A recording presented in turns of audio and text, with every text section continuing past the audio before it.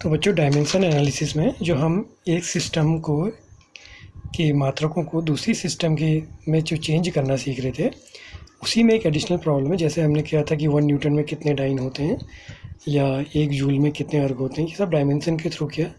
तो इसी में एक एडिशनल प्रॉब्लम हम कर रहे हैं, वो है कि 1 HP में कितने वॉट होंगे। तो ये हम चूँकि पढ़ते हैं, पहले से हम जानते हैं कि छोटी क्लासेस में हम जानते हैं कि 1 HP = 746 वॉट के इक्वल होता है। अब इसको डायमेंशन के थ्रू कैसे करेंगे? तो पहले तो हमें ये पता होना चाहिए वॉट किसकी यूनिट है। वॉट यूनिट होती है पावर की। तो पावर की डायमेंशन होगी W/T।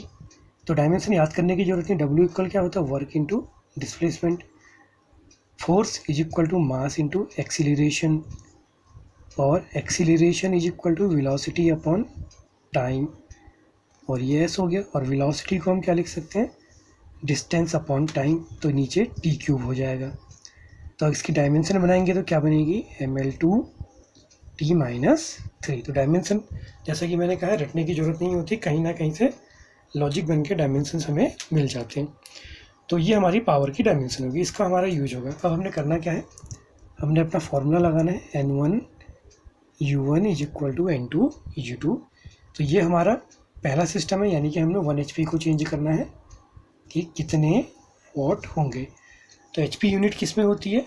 FPS सिस्टम में, और जो वॉट यूनिट है वो SI सिस्टम में होती है। तो अब हम इसमें देखते हैं कि कैसे करेंगे। तो N1 1 हो गया, 1 HP है।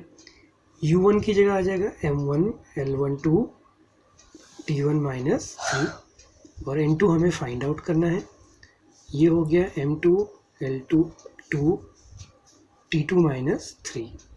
तो जो N2 आ गया वो आ गया 1 M1/M2, फिर हो गया L1/L2 2 T1/T2 -3। ठीक है। अब हम इसको चेंज करें तो वैल्यू रखते हैं।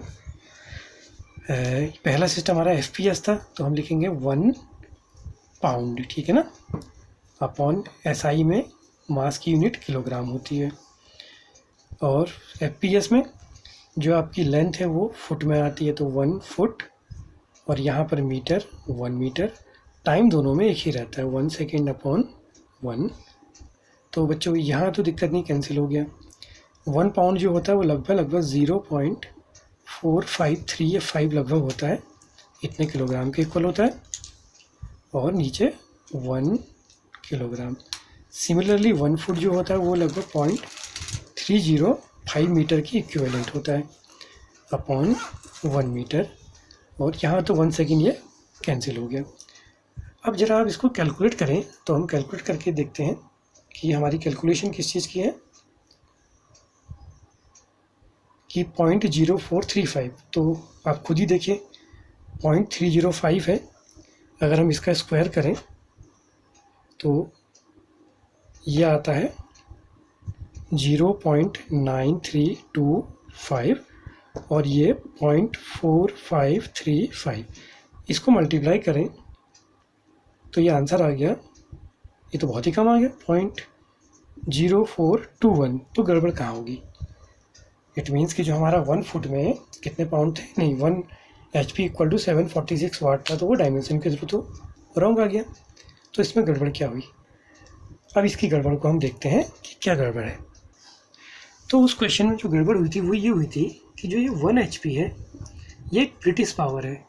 तो ये 1 HP जो है ये एक सिस्टम को या एक वैल्यू को डिनोट करता है। वो क्या करता है, जैसे अभी हमने इसकी डायमेंशन पढ़ी थी mL/T -3, तो वहाँ पर ये होगा, सॉरी, इसकी जगह मास में तो किलोग्राम की जगह LB, पाउंड को LB लिखते हैं, फुट स्क्वायर अपॉन सेकेंड 3। तो ये 1 HP = 1 pound foot square upon second cube के इक्वल नहीं होता है, जैसे कि नॉर्मली SI सिस्टम में होता है, ठीक है ना।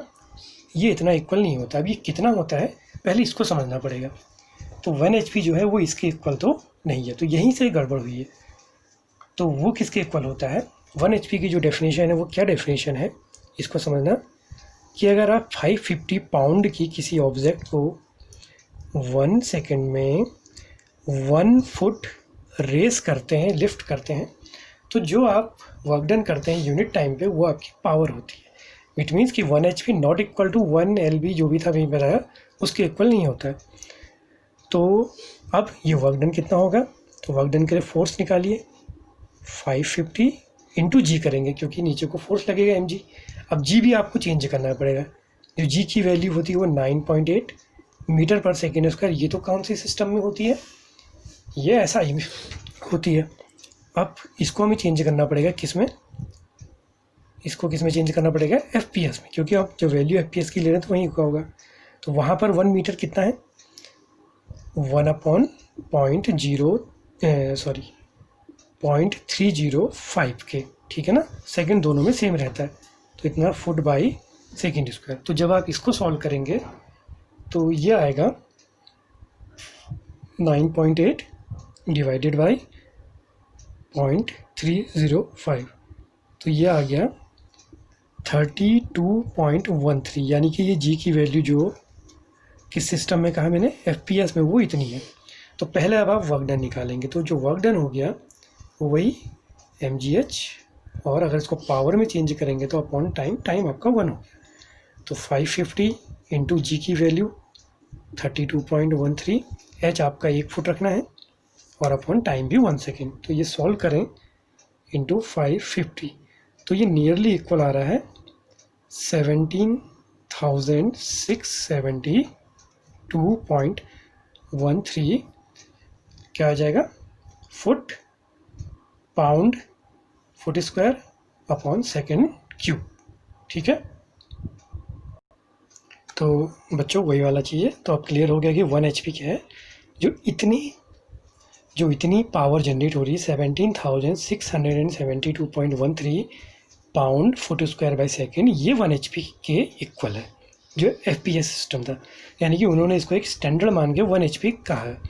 तो अब हम जो N1 U1 हमने अभी तक रखा था, इसमें कुछ करेक्शन नहीं करना है। अंतर ये जो आपने वहाँ 1 लिया था, इस 1 को हटा के हम क्या लिखेंगे, 17,672 लिख लेते हैं राउंड फिगर में, 0.13 को छोड़ दें, और बाकी सारी चीज़ें वैसे ही 1 पाउंड अपॉन 1 किलोग्राम जो हमने किया था, 1 foot by 1 metre, same process को रिपीट करेंगे, और ये आ गया। तो ये कैलकुलेट करके आ गया इंटू 0.4535, और 0.305 का स्क्वायर करें अगर हम, तो ये आता है आपका 0.305 इंटू 0.305, कितना आ गया, 0.093025।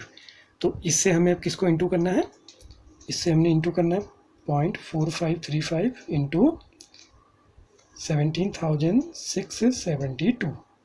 तो बच्चों देखिए, जब आप इसको पूरा कैलकुलेट करेंगे तो ये वैल्यू आपकी आ गई है 745.52, तो ये लगभग करेक्ट आ चुकी है। तो ये आया 745.525, इसकी न्यूमेरिकल वैल्यू आ गई। तो ये न्यूमेरिकल वैल्यू किसके इक्वल है, ऑलमोस्ट 746 वाट हो जाएगी वैल्यू। तो बच्चों उम्मीद करता हूँ कि आपको ये कंसेप्ट क्लियर हुई होगी। ये नॉर्मली बुक्स में अवेलेबल नहीं रहती है, इसलिए मैंने आपको ये समझाई।